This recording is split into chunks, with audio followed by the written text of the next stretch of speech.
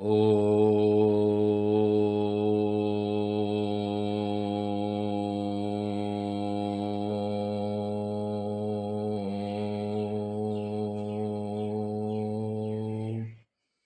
नमः पार्वती पतये हर हर महादेव। माँ कामाख्या की जय। कामाख्यां कामदां श्यामां कामरूपां मनोरमां ईश्वरीं त्वामहं वन्दे दुर्गा दुर्गतिनाशिनीं। देवी प्रपन्नातिहरे प्रसीद प्रसीद मातरि जगतोऽखिलस्य प्रसीद विश्वेश्वरि पाहि विश्वं त्वमीश्वरी देवी चराचरस्य।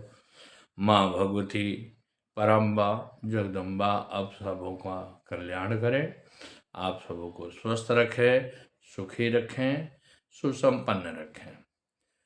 पूर्वांचल के लिए खास करके जो आज से छठ का व्रत प्रारंभ हो रहा है, माँ भगवती की कृपा सब पर बनी रहे और वो जो है सो उसकी ढेर सारे सभी शुभकामनाएं के साथ उत्तरांचल के लिए लोगों का माँ भगवती से मैं प्रार्थना करूंगा कि आप सबों की हर इच्छा पूरी हो। सबसे बड़ी चीज़ ये है कि मेरा कुछ ऐसा समय चल रहा है जिसके चलते मैं समय आप लोगों के बीच में नहीं दे पा रहा हूँ। आज का प्रसंग ये है कि आपके परिवार में सुख और शांति क्यों नहीं है। तो सुख शांति पाने के लिए 3 तरह से आदमी का प्रयास होना चाहिए और 3 तरह की बाधाएं हैं। क्यों कि 3 दंड होता है, राजदंड, ग्रहदंड और देवदंड। राजदंड समाप्त किया जा सकता है, ग्रहदंड खत्म नहीं होता है, वो शांत होता है। उसके लिए कारण यह है कि कभी भी आपका ग्रह दंड कब होता है कि वह तो आप किसी न किसी की बद्दुआ के द्वारा, किसी न किसी के श्राप के द्वारा। तो खास करके ये देखा गया है कि आपके परिवार में अगर बाई चांस किसी का विवाह नहीं हो पा रहा है, या खास करके कल मेरे पास कई एक आदमी का फोन आता है बीच में कि महाराज जी हमारे बच्चे नहीं मान रहे हैं शादी करने के लिए। लेकिन मैं एक यह चीज़ कहूँगा कि आजकल के युग में विवाह हो जाना बड़ी बात नहीं है, विवाह को निर्वहन करना, संभाल करके उसको रखना, ये बहुत बड़ी चीज़ है। तो विवाह नहीं होने का कारण 3 होता है। पितृदोष भी हो सकता है, कृत्रिम दोष भी हो सकता है और आपके परिवार का भी दोष हो सकता है। तो उसके निराकरण के लिए जैसे मैंने कहा कि ग्रह दोष है, तो ग्रह दोष क्या कारण ये है कि कल एक आदमी और भी हमें फोन किए थे कि गुरुजी ऐसा है कि मंगल अगर है, मांगलिक कुंडली होने में भी राहु का और बृहस्पति का दोष खत्म हो कर रहा है, क्योंकि ये बताया गया है कि शनि और बृहस्पति या राहु कहीं और भी उस घर में है तो मांगलिक दोष खत्म होता है।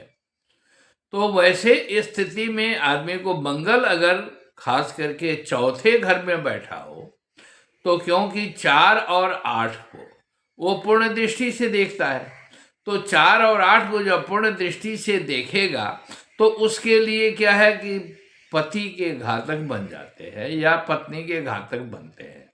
तो उस प्रक्रिया में परमात्मा की बुद्धि लेकर के किसी सदगुरु का साथ लेकर के आप या तो पंचमुखी हनुमान जी की स्थापना करवा दीजिए, या जो है सो वहाँ पर मंदिर बन रहा है तो वहाँ पर कोई चीज़ दान कर दीजिए। तो आपको कोई चीज़ में खास करके ये रखें कि मंगल का प्रभाव में आप खास करके ईंट का दान कर सकते हैं, क्योंकि ईंट लाल होता है और ईंट जो है सो पृथ्वी का पुत्र मंगल है और पृथ्वी से जुड़ा हुआ है, इसलिए ईंट का दान उसमें अनिवार्य हो जाता है। अगर शनि का कोई प्रभाव ज़्यादा प्रभावित है तो उसमें शनि के लिए आप लोहे का दान कर सकते हैं। और मंदिर में, अब आप कहेंगे कि आप महाराज ये मंदिर की ही बात क्यों कहते हैं? देखिए, मंदिर में एक एक ईंट अगर लगता है तो कोई भी आदमी आकर के वहां जाप करता है, क्योंकि मैं आप लोगों को बार बार कहता हूं 108 दाना का माला होता है, गिनती 100 का होता है। तो उस 8 दाना में क्या है कि ईंट वाले के हिस्से में मिलता है, जमीन जिसका है उसके हिस्से में मिलता है, मूर्ति जिसने बैठाया उसके हिस्से में मिलता है। तो ये चारों तरफ विभाजित होता है। आप घर में अनुष्ठान एक बार करवाएंगे तो साल में क्योंकि आपने कृत्याकृत्य से कुछ गलत भी होता है, कुछ सही भी होता है। गृहस्थी के जीवन में बहुत से रास्ते होते हैं, तो उसमें अगर आप पूजा पाठ साल में करवाते हैं तो आपके लिए बहुत बड़ा काम होता है। लेकिन यह अगर आप नहीं भी कुछ करते हैं तो भी वहां पर बराबर जो होता रहेगा वो आपके हिस्से में मिलता रहेगा। तो इसलिए गुरु को भी चाहिए कि आप जितना अर्थोपार्जन करते हैं उसका दशांश आप गुरु को दीजिए। आपके जीवन में कभी कष्ट नहीं आएगा। और इन सब समस्याओं का सारा निराकरण के लिए देखिए, अगर आपको लगता है कि मेरे परिवार में कुछ किया हुआ है, मेरे परिवार में अशांति है, मेरे आपस में विचारधाराएं नहीं मिल रहे हैं, आप देख रहे हैं कि आपके परिवार में जो है सो कोई ना कोई उत्पात होते रहते हैं, तो आप उसके लिए सबसे बढ़िया साधन ये है कि आप हनुमान जी के यहाँ जाकर के 4 फूल नित्य प्रति दीजिए और 11 बार हनुमान चालीसा करिए। काम कोई सिद्ध करना है कि मेरा काम सिद्ध नहीं हो रहा है, उसके लिए हनुमानाष्टक का पाठ करिए। और हनुमानाष्टक का पाठ नित्य प्रति 11 बार करते हैं, गूगल जला करके अगर करते हैं तो आपका काम बहुत जल्दी बनेगा। हाँ, आपके परिवार में कुछ कृत्रिम दोष है या ग्रह दोष से ज्यादा पीड़ित हैं, क्योंकि बजरंग बाण का पाठ जल्दी नहीं करना चाहिए। लेकिन आप जब आजिज बस न करहीं कुकर्मा, जब आपके पास परेशानी हो जाती है और आपके पास कोई रास्ता नहीं होता है, तब जाकर के आप कुछ न कुछ उपाय करते हैं। तो आप गूगल जला करके बजरंग बाण का नित्य प्रति पाठ करें, शाम सुबह 11 बार करें। जितना ही ज्यादा पीड़ित होंगे उतना ही ज्यादा करेंगे, तो उससे क्या है कि आपकी सारी समस्याओं का हनुमान जी रोक लेंगे, हनुमान जी उसको शांत कर। लेकिन कोई भी इष्ट, कोई भी देवता आपके कर्म को खत्म नहीं करता है, क्योंकि यह संसार कर्म क्षेत्र है। यहाँ पर जो आपने बो दिया है उसको काटना पड़ेगा, क्योंकि आपके ऊपर कोई भी अगर कृत्रिम दोष हो रहा है, आपके परिवार में कोई कुछ की करता है, तो वो करने का मतलब यह है कि आपके परिवार में जो आया है वो कहीं ना कहीं किसी के श्राप से, किसी के बद्दुआ से आया है। चाहे वो माँ बाप का श्राप हो, जिसको पितृदोष कहते हैं, परिवार में हो, या आपके ग्रह का दोष जो है वो गौ का श्राप हो, गुरु का श्राप हो, ये कहीं ना कहीं आपके जीवन में अड़चने डालती है। तो इसलिए आप इस सब को निराकरण के लिए, क्योंकि कोई भी कृत्रिम दोष के लिए कहा गया है कि डीठ मूठ टोनादिक नासे परकृत जंत्र मंत्र नहीं त्रासे। तो बजरंग बाण का पाठ आप अगर चारों तरफ से पीड़ित है, कोई रास्ता नहीं मिल रहा है, आप हनुमान जी के यहाँ जा करके आप पहले वहां से ले आइए सिंदूर।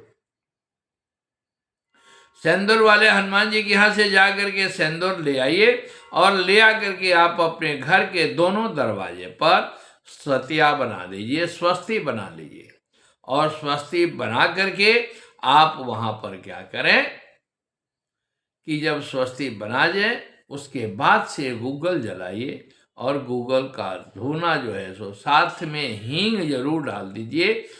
बार बार पाठ करने में हींग नहीं डालना है, अंत में जो है सो गूगल के साथ हींग डाल करके आप अपने घर में जो है सो इसका धुआं दिखाइए और नित्य प्रति पाठ करिए। आपको जीवन में बहुत से कल्याणकारी होगा, बहुत से फायदे होंगे। ये माँ भगवती की कृपा रहेगी, हनुमान जी की कृपा रहेगी, क्योंकि हनुमान जी एक ऐसे ग्रह हैं कि सभी प्रकार के, सभी गुरुओं का, सभी का जो है तो ग्रहों का वो आशीर्वाद और तृप्त समाप्त करते हैं। तो गुरु का आशीर्वाद भी मिलता है, ग्रहों का आशीर्वाद मिलता है एक हनुमान जी की पूजा करने से। तो आप 10 जगह न जा करके हनुमान जी की पूजा करिए, आपके जीवन में बहुत बड़ी बात होगी। अगर वैसा भी नहीं है, एक नारियल लीजिए, नारियल में 4 बार मौली लपेटिए, और लपेट करके कुछ जो है सो उसमें 2 रुपया, 4 रुपया, 10 रुपया करके उसमें दक्षिणा रखिए। दक्षिणा रख करके अपने मंदिर में रख दीजिए, और मंदिर में रख करके कहिए कि हे प्रभु, आपकी कृपा बने, हमारा सारा कष्ट दूर हो, हम आपके लिए फिर विधिवत आपका दर्शन करेंगे, आपके यहाँ कुछ प्रोग्राम करेंगे। तो इसलिए आप इससे भी कर सकते हैं। जय माँ भगवती, जय माँ कामाख्या। आप सबों का कल्याण हो, आप सब सुखी रहें, आप सब स्वस्थ रहें।